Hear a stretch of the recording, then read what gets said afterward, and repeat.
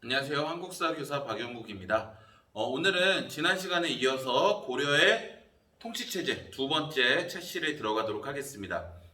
선생님이 지난번 동영상에서는 고려의 전체적인 시기 구분을 수업을 했었고, 그리고 고려 전기 때 통치체제로서 태조 왕건, 그리고 광종, 그리고 성종까지의 정책들을 쭉 살펴봤어요. 그럼 오늘은 두 번째 고려의 통치체제로서 이 성종 시기 이후에 만들어진 고려의 중앙행정조직과 지방행정조직은 어떻게 만들어졌는지 그 모습을 한번 살펴보도록 하겠습니다.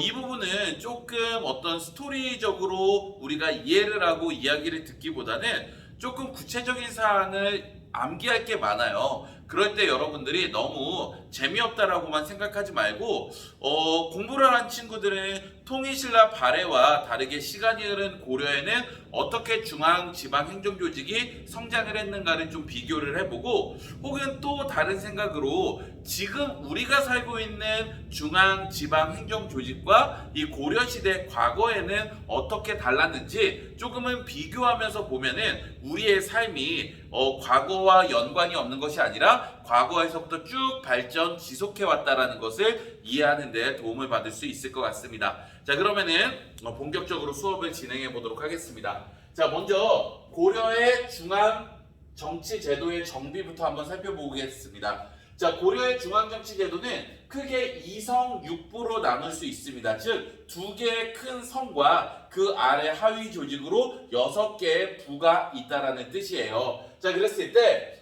전체적인 구조도와 선생님이 각각의 부서에서 했었던 간단한 업무들을 이렇게 한번 표로 나타내 봤어요. 자, 왕은 어쨌든 가장 최종적인 입법, 사법, 행정의 모든 권한을 갖고 있는 최종 결정권자입니다. 그래서 왕 아래 중서문화성과 상서성을 합쳐서 이성이라고 부르는 거예요. 그래서 이런 이성과 그리고 상서성 아래 이병, 호형, 예공이라고 하는 육부가 존재함으로써 국가가 이제 군대도 만들고 세금도 걷고 교육기관도 만들고 성도 쌓고 뭐 여러 가지 업무를 해야 되잖아요. 이러한 것들을 중앙에서 결정을 했다라고 여러분들이 이해를 하면 좋을 것 같습니다.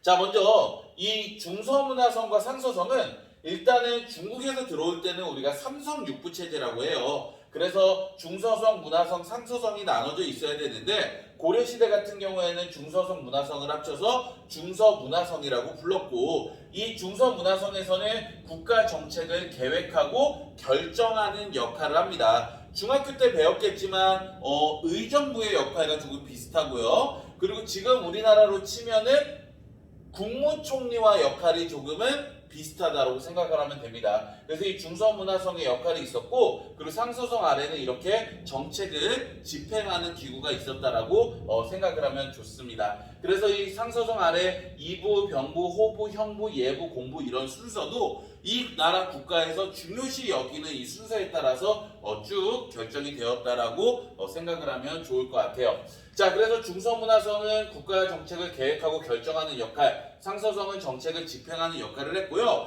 이 외에 중추원이라는 기구가 있는데요. 중추원은 국왕의 명령을 전달하는 역할을 해요. 국왕 명령을 전달한다는 것은 말 그대로 내신 아니에요. 내신은 국왕의 생활을 도와주는 사람이고, 어떤 국왕이 명령을 내렸을 때 이러한 중서문화성이나 각각의 부서에 그 정책을 알려주고, 그리고 이러한 정책이 되었습니다라고 또 왕에게 전달해주는 이러한 관리라고 생각을 하면 됩니다. 쉽게 얘기하면 왕의 오른팔이라고 생각을 하면 돼요. 그리고 어사대는 관리를 감찰하는 기구, 우리 암행어사라는 거 있죠. 그리고 삼사는 회계를 담당합니다. 회계라는 건 말 그대로 국가에서 화폐를 제작하거나 곡식의 출납에 이 셈을 센다라고 생각을 하면 돼요.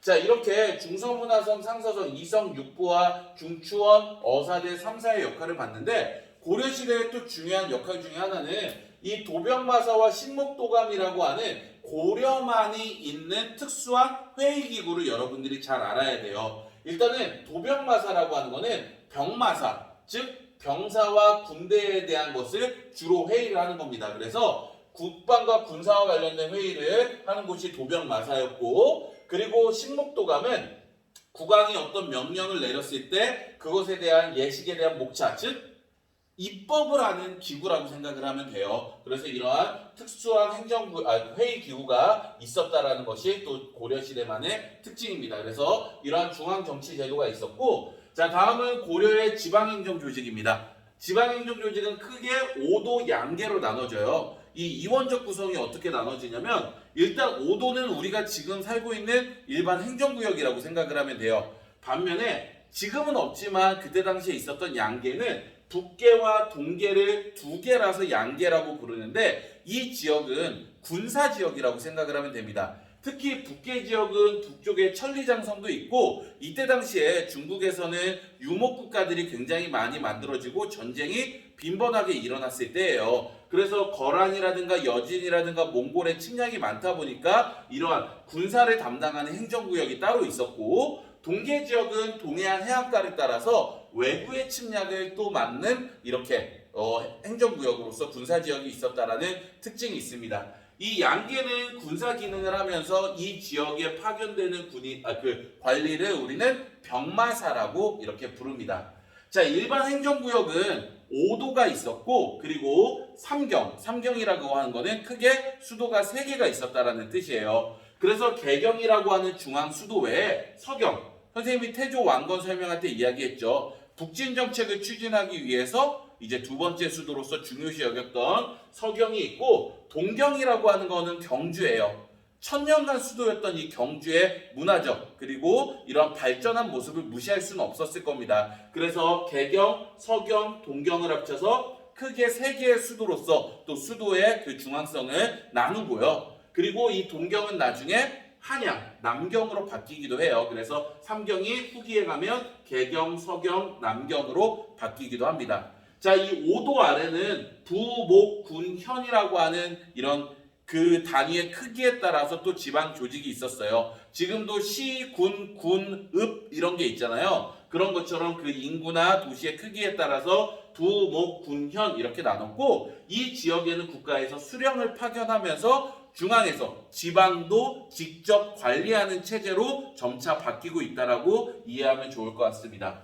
또한 고려의 지방행정조직에서 중요한 것 중에 특수행정구역이라는 게 있어요. 이 특수행정구역이라는 거는 향, 부곡, 소라는 명칭을 가진 지역이 특수행정구역인데, 과거에는 이 구역을 그냥 단순히 천민들의 집단이라고 봤는데, 지금은 그렇게는 이야기하지 않고요. 다른 지역보다는 조금 차별을 받아요. 어떻게? 세금을 조금 더 냅니다. 그래서 향, 부곡에는 주로 농업에 종사하는 사람들, 그리고 소 같은 경우에는 광업이나 수공업에 종사하는 사람들이 거주하면서 조금 차별적으로 세금을 더 내는 지역입니다. 물론 천민들도 있었겠죠. 그럼 일반 평민들 중에서는 이런 사람들이 아마 있었을 거예요. 고려를 건국하는 데 있어서 방해되는, 반발했던 사람들이 이런 지역으로 가서 신분은 평민이지만 차별을 받으면서 살지 않았을까, 그런 생각이 듭니다. 또 이 5도에 파견되는 관리를 우리는 안찰사라고 부릅니다. 그래서 이 안찰사와 병마사를 또 잘 구분을 해서 보면 좋을 것 같습니다. 자, 오늘은 이 중앙정치조직과 지방행정조직에 대해서 각각의 역할과 그 의미에 대해서 살펴봤습니다. 자, 그럼 오늘까지 보면은 고려의 중앙행정조직, 통치체제에 대한 정비, 이러한 것들에 대해서 봤고요. 이제 다음 시간에 넘어가서 이 고려의 이후 시기에 대해서 살펴보도록 하겠습니다. 고생하셨습니다.